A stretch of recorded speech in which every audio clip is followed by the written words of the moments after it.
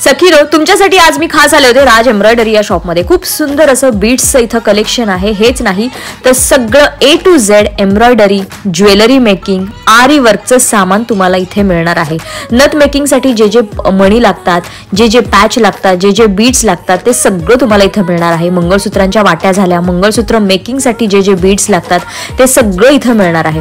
असं वेगवेगळ्या पद्धतीचे बटन्समध्ये सुद्धा भरपूर व्हरायटी आहे.